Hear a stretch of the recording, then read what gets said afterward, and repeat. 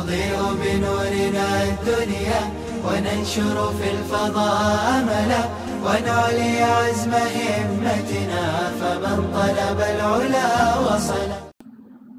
الحمد لله رب العالمين والعاقبة للمتقين والصلاة والسلام على سيد الأنبياء والمرسلين وعلى آله وأصحابه أجمعين إلى يوم الدين. قال الله تعالى في كلامه المجيد: أعوذ بالله من الشيطان الرجيم، بسم الله الرحمن الرحيم.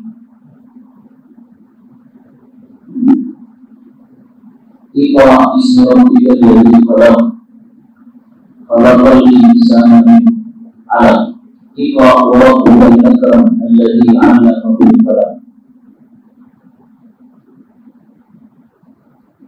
Sallallahu alaihi wasallam. Aziz dalam beragama Islam, aziz dost-dost,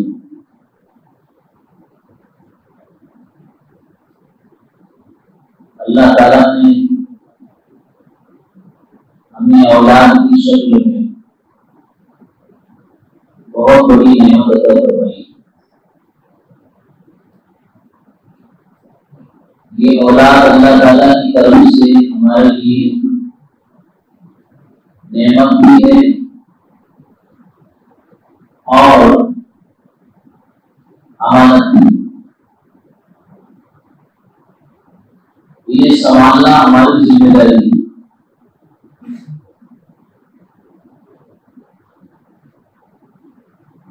संभालना दो तरीके से होता है, एक उनके जिस्मों को भी संभालना है, जान को।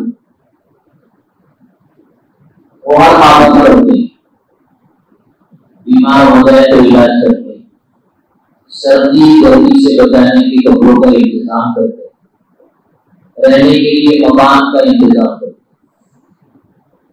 जिंदगी महफूज रहे, जिस्म और जान पर कोई आफत और मुसीबत ना आए,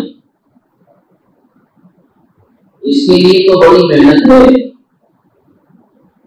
लेकिन एक और जिम्मेदारी जो जिस्म और जान को बचाने और इबादत करने से ज्यादा नाजुक और अहम है, वालिदैन के दिल में, सरपरस्तों और पेरेंट्स के दिल में। वो दूसरी जिम्मेदारी ये है कि हम अपनी औलाद की रूह को मुर्दा होने से बचाएं, उनका दिल मुर्दा ना होने में। इंसान नाम है जिस्म और रूह का, बॉडी और उसके हार्ट का, दोनों की हिफाजत के काबिल है। और असल जिंदगी तो इंसान के दिल से जुड़ी हुई है। दिल की हरकत और नाम से कम हो जाती है तो ये जिस्म कोई काम कर लेता है। जिस्म की हिफाजत के साथ अपनी और अपने औलाद की रूह और दिल की हिफाजत, इस वक्त को बहुत नाजुक जिम्मेदारी हम लोग।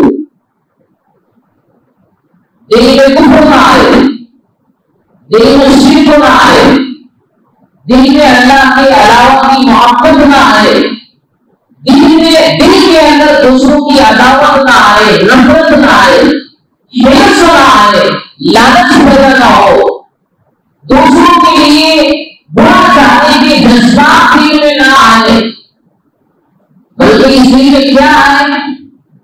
इस दिल के अंदर अपने बड़ों का एहतराम आए, अपने पड़ोसियों की हमदर्दी के जज्बात आए, इस दिल में गुरों के साथ तरस, हमदर्दी, प्रेम आए, इस दिल के अंदर अपने छोटों के साथ शफकत करने का मापा और सोच पैदा हो, इस दिल के अंदर गरीबों की इमदाद करने का रानिया पैदा हो, इस दिल में किसी बीमार की बीमार खुशी करने का शौक और वजह जागे।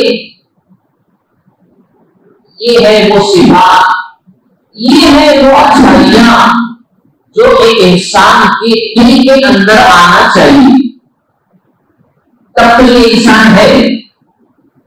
वरना फिर अगर ये सिफात उसके दिल में नहीं है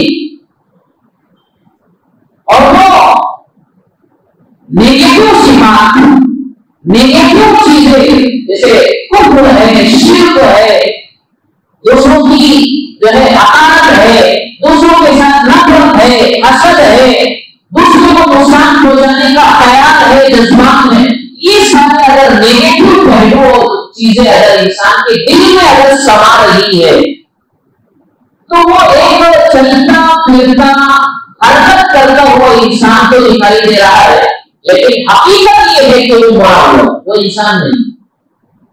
ये चीजें जानवरों के अंदर होती है। दोनों तरह से अपनी औलाद की हिफाजत करना है। और हदीस पाक में तो हमारे इस दिन की कैफियत और दिन के एहतिमाम को या कहना चाहिए उसकी अहमियत को बताया गया। अला इन्ना फी जसदी लमुज़गा इज़ा सलुहत सलुहल जसदु कुल्लु व इज़ा फसदत जसदु कुल्लु अला वहियल कल्ब। दिल के अंदर एक गोश्त का लुत्फ, इंसान के अंदर तो एक गोश्त का लुत्फ है, सीने के अंदर। वो जब बिगड़ जाता है तो सब कुछ बिगड़ जाता है इंसान का, और अगर दिल उसका सही है तो उसका सब कुछ सही रहता है। बदन के हर हिस्सा उसका, हर पार्ट उसका सही काम करता है। आज हम लोग अपने बच्चों के जिस्म की हिफाजत की तो तरफ तवज्जो कर रहे हैं, लेकिन दिल मुर्दा हो रहा है हमारी औलाद, क्योंकि माहौल, फ्रेंड सर्कल, और आज हमारे बच्चे मदरसे की तालीम से हट करके मदरसे की तालीम को जैसे वैसे हासिल करके बगैर एहतिमाम के, बगैर तवज्जो के, हमारा बच्चा जिन स्कूलों में, जिन कॉलेजों में, जिन कॉन्वेंट में, जिन यूनिवर्सिटी में और दुनिया के जिन तालीमी इदारों में हमारा बच्चा पढ़ता है, वहां का माहौल, वहां से पढ़ाए जाने वाला सिलेबस, निशान, चार्ट जो उसको दिया जा रहा है, जो लेसन उसको पढ़ाए जा रहे हैं, वो हमारे बच्चों के दिल की हिफाजत की जमानत नहीं रखते।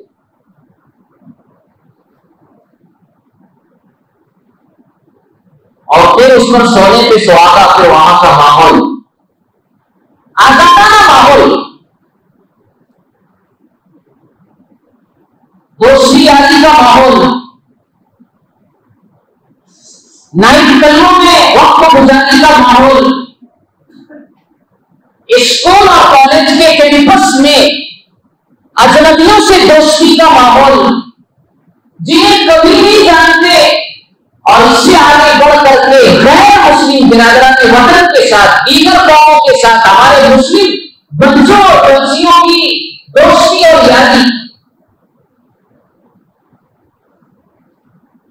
और इसमें जो है इस भड़कती हुई आग पर तेल डालने का काम हमारे ही वालिदैन, हम ही लोग करते हैं कि एक बच्ची को हमने स्कूटी दे दी, उसको मोबाइल दे दिया, बच्चे को, बच्ची को मोबाइल दे दिया, स्कूटी दे दी, और फिर कभी उससे ये पूछने की हमें नौबत ही नहीं आती है कि इतना टाइम तुमने जो गुजारा है तो कहां गुजारा,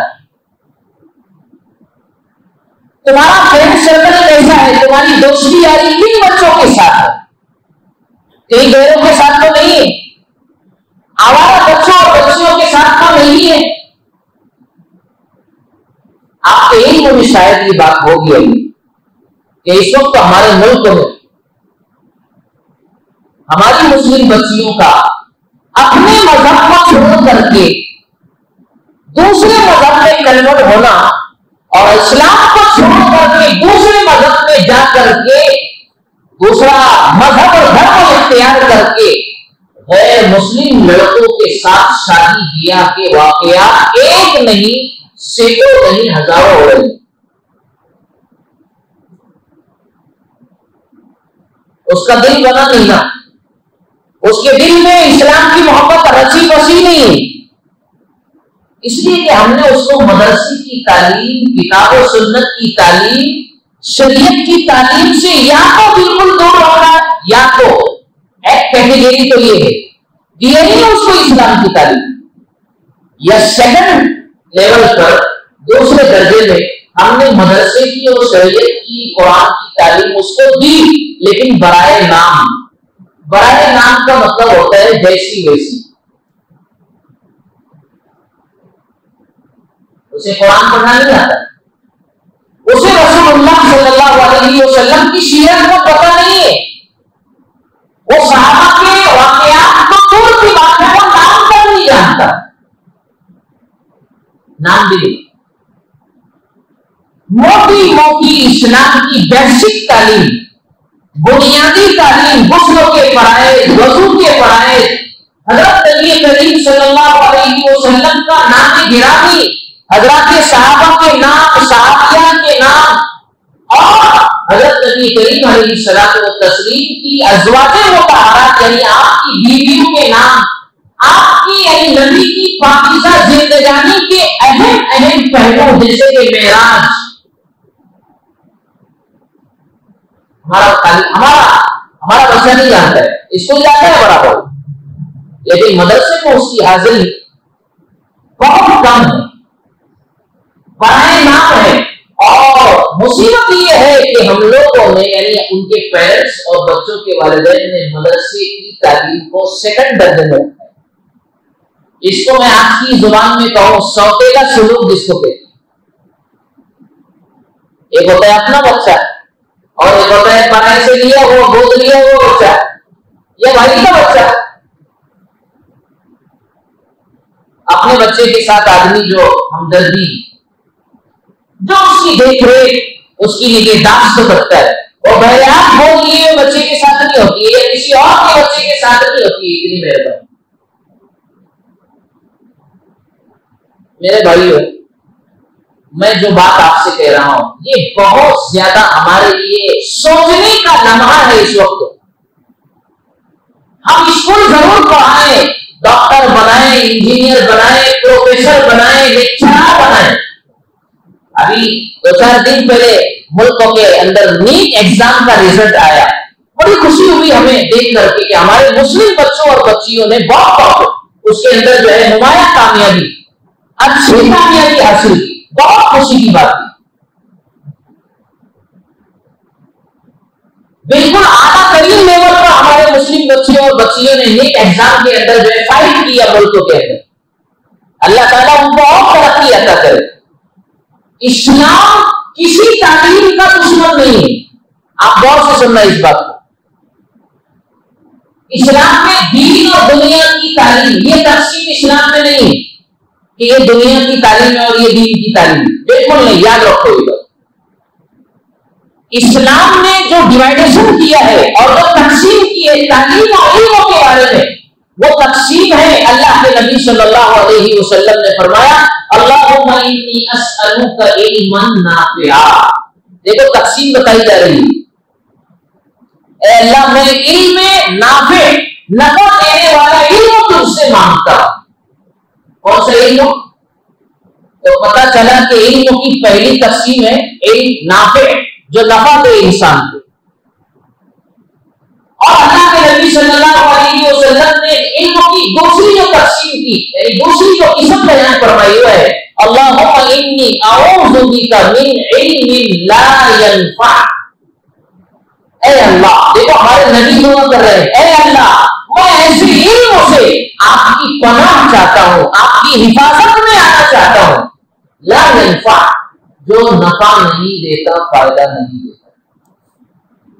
आप पूरा कुरान पढ़ा लेंगे, किसी से पूछेंगे या पूरी शरीयत को आप टटोलेंगे तो आपको कहीं भी ये तकसीम नहीं मिलेगी। ये दुनिया का इल्म है और ये डॉक्टरी इल्म, ये इंजीनियर बनाने का इल्म, प्रोफेसर बनाने का इल्म है ना, और इसी तरीके से लेक्चरर बनाने का इल्म वगैरह वगैरह, दुनिया में जितने उलूम है और इल्म है, ये भी दीन का ही हिस्सा है। और हमारे ही मदरसों से ऐसे डॉक्टर, ऐसे फलासफा, ऐसे हिकमत को जानने वाले, ऐसे इल्म तिब को जानने वाले, ऐसे साइंटिस्ट और ऐसे माहिरीन रियाजी और साइकोलॉजी के माहिरीन नफ्सियात को जानने वाले सब पहले जो है ना मास्टर साहब हमारे इन्हीं मदरसों से पैदा होते हैं। आपको मालूम होना चाहिए तारीख। जब इस हिंदुस्तान में आया अपने नापाक कदमों पर लेकर के, जिसने 150 साल तक हमारे इस मुल्क की एक जो है कहना चाहिए कि इस मुबारक सरजमीन पर उसने अपने नहुसत के दौरे डाले, उससे पहले हमारे हिंदुस्तान में हजारों हजार मदरसे चलते थे, जिनकी बुनियाद और दाखिल हजरत मौलाना शाह वलीउल्लाह मुहद्दिसे देहलवी रहमतुल्लाह अलैह ने डाली। इन्होंने सबसे पहले मदरसों को खत्म किया अंग्रेजों। ये मैंने आपको 20 का दौर बताया। अगर आप उससे पहले जाएंगे दूसरी सदी में, तीसरी सदी में, दूसरी सदी और तीसरी सदी बहुत पीछे ले गया मैं आपको। उस वक्त जो है जामिया कज़वीन, मिस्र में जामिया अल काहिरा, यूनस के अंदर एक इदारा था। ये दूसरी और तीसरी सदी के हमारे वो नामवर मदरसे थे, जिनको मदरसा को कहेंगे आसान जुबान में, लेकिन आज की लैंग्वेज में उन्हें कहेंगे बड़ी बड़ी यूनिवर्सिटियां हमारे सहाबा ने और ताबईन ने जो कायम की। सहाबा का दौर तो पहली सदी में खत्म हो गया। उसमें एक वक्त में किताब यानी कुरान के माहिरीन, हदीस के माहिरीन पैदा होते थे, तो साथ ही में फलासफर, साइंटिस्ट, बड़े बड़े डॉक्टर्स, बड़े बड़े इंजीनियर, बड़े बड़े मैथ और रियाजी के माहिरीन इन मदरसों से पैदा होते थे। इमाम गजाली कौन है?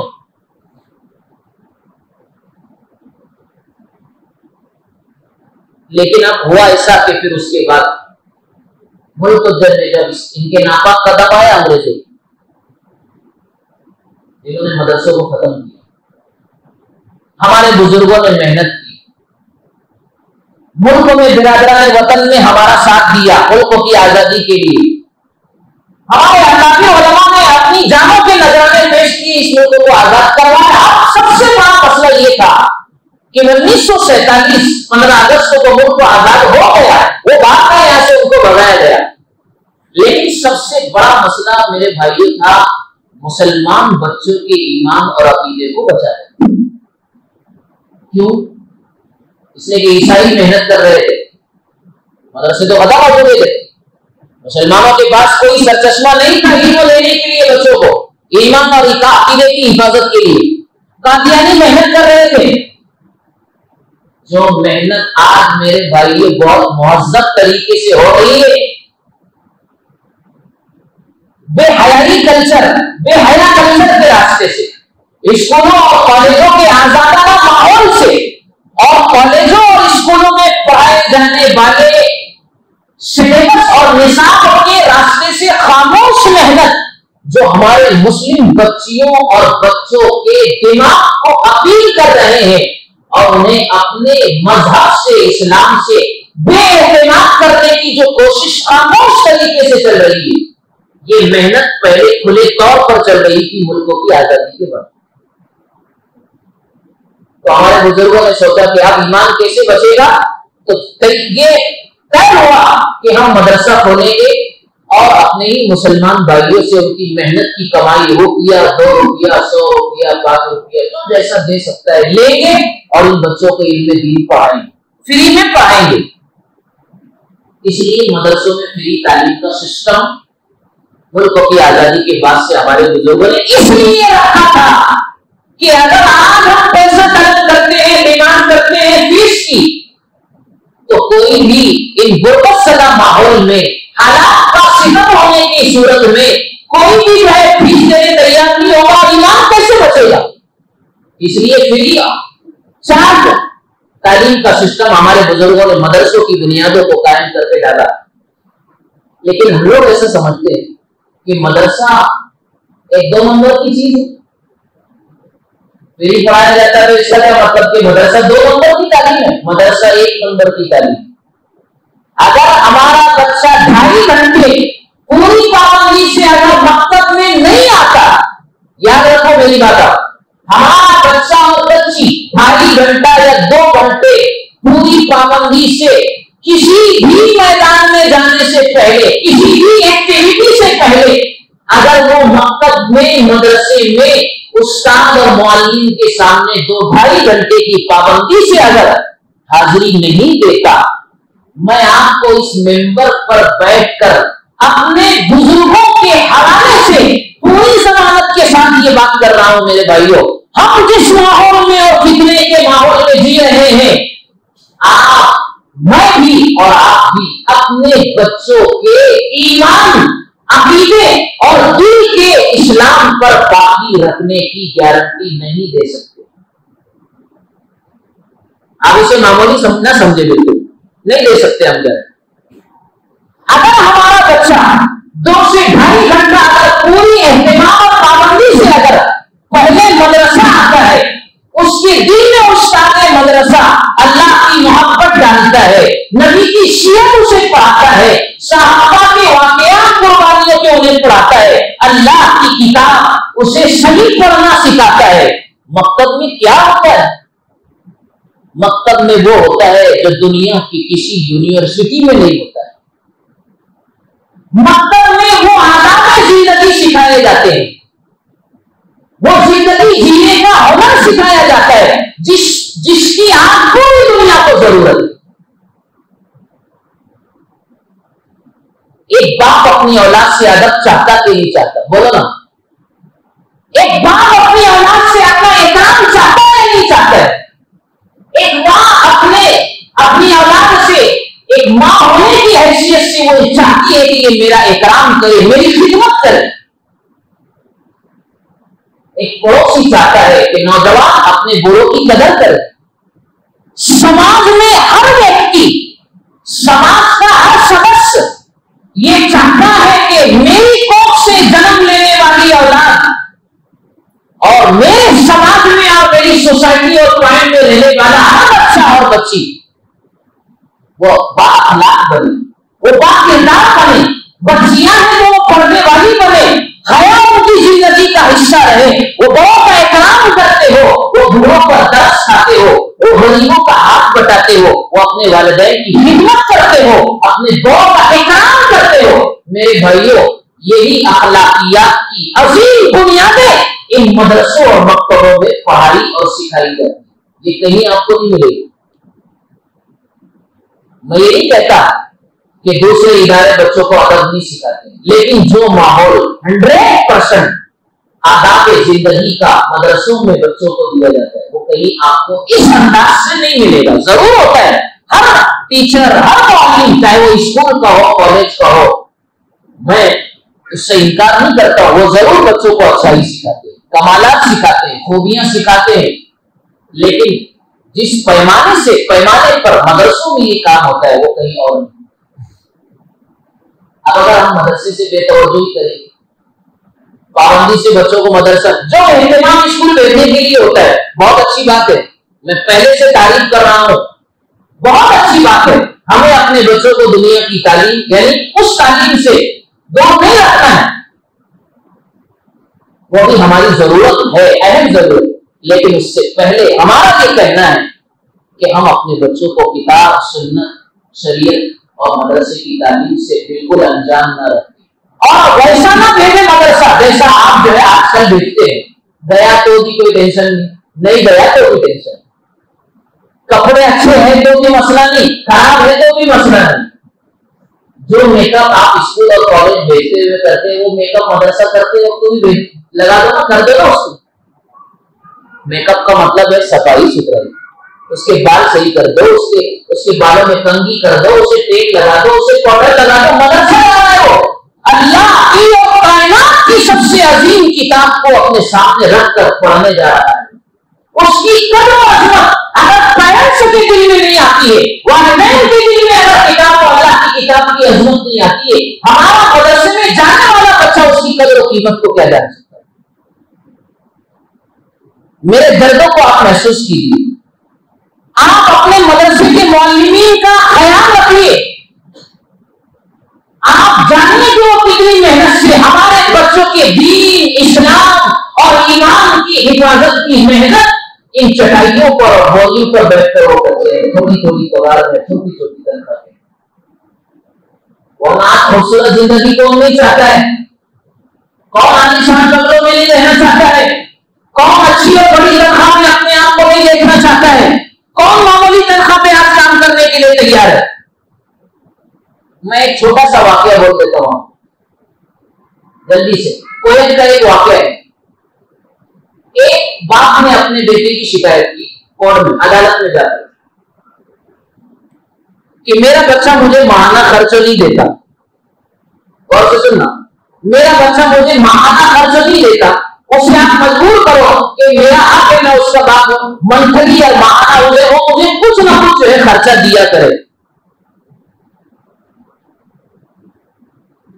तहकीक करने से मालूम हो कि बाप तो बड़ा ईमानदार है,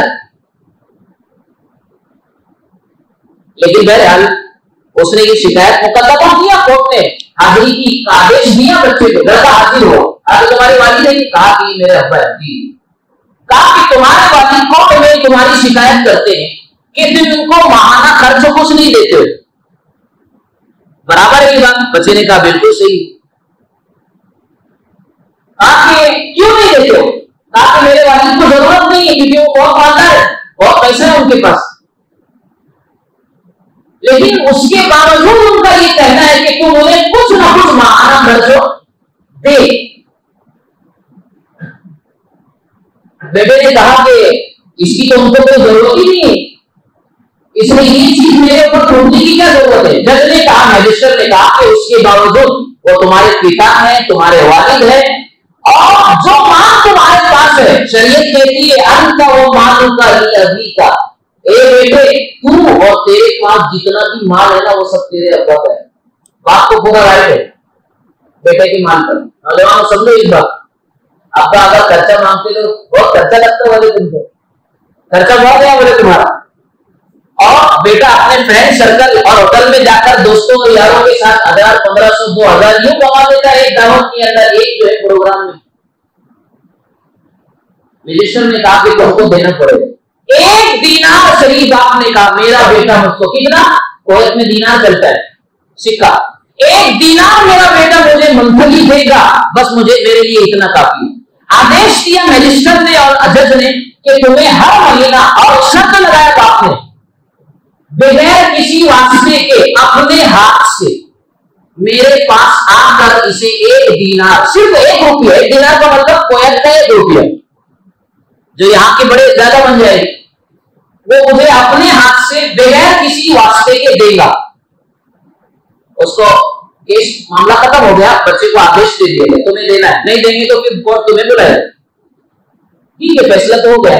मैजिस्ट्रेट और जज ने बाप को बुलाया किनारे, बेटा चला गया, कहा कि तो तुम इतने मालदार हो, तुम्हें पैसों की जरूरत नहीं है, और तुमने डिमांड भी जो की बच्चे से मुताबिक, तो 1 दीनार 1 रुपये का, इसके पीछे राज क्या है?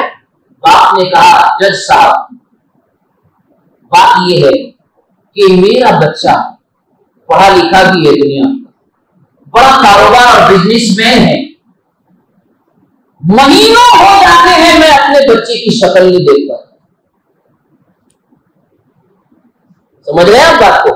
महीनों गुजर जाते हैं मैं अपने बच्चे की सूरत नहीं देखता हूं। मेरा बच्चा है, मैंने उसे जन्म दिया है, मुझे मेरे बच्चे से लाड है, प्यार है, अगर वो मुझे देखने नहीं आता, मेरी शक्ल नहीं देखता, उसकी शक्ल नहीं बताता, लेकिन है तो मेरी कोख से जन्म लेने वाला मेरा बेटा है, मैं चाहता हूं, मेरी ममता जोश मारती है कि मैं कम से कम 1 महीने में 1 बार तो मेरे बच्चे की शक्ल देख लूं, 1 बार तो मेरा बच्चा मेरी शक्ल देखे, मैं उसकी शक्ल देख लूं। बस इसीलिए मैंने ये मुकदमा और ये केस कोर्ट में डाला है कि 1 दीनार देने के बहाने से कम हर महीना मैं अपने बच्चे की सूरत देख सकता हूं। मेरे भाइयों, आज के माहौल का ये वाकया बता रहा हूं मैं आपको, ये औलादों का अपने वालिदैन के साथ मामला और सलूक है, और ये माँ बाप की ममता और मोहब्बत है अपनी औलाद के साथ। इसलिए अगर हम अपने बच्चों को हमारा अदब और इकराम करने वाला देखना चाहते हैं, हम अपनी औलाद के लिए अगर दुनिया और आखिरत को उनकी संवारना चाहते हैं, तो हम जैसे दीगर तालीमी इदारों में, स्कूलों में, कॉलेजों में जरूर भेजिए, एहतिमाम के साथ भेजिए, शौक के साथ उतने ही शौक और एहतिमाम के साथ हम अपने बच्चों को कुरान का, हदीस का और ये शरीयत का इल्म भी पढ़ाएं मक्तबों में, ताकि हमारी औलाद हमारी शक्ल को देखे। हमारी दुनिया से जाने के बाद हमारी औलादें कब्रों पे आकर के इशारे सवाब तो करने वाली हो, हमारी औलाद हमारे लिए आखिरत में ज़ख़ीरा तो बनने वाली बने। उसके लिए जरूरी है कि मदरसे की तालीम को हम अहमियत दें, एहतिमाम से अपने बच्चों को मदरसा रवाना करें, और जो कुछ लगता है उनके लिए बेहतर से बेहतर उनकी जिंदगानी को बनाने के लिए और इस तालीम के लिए हम खर्च करें। नबी पाक सल्लल्लाहु अलैहि वसल्लम ने इस तालीम पर बड़ा खर्च किया है। अब उसका वक्त मेरे पास नहीं रहा। अल्लाह ताला मुझे आपको हम सबको अमल की तौफीक अता फरमाए। वाह।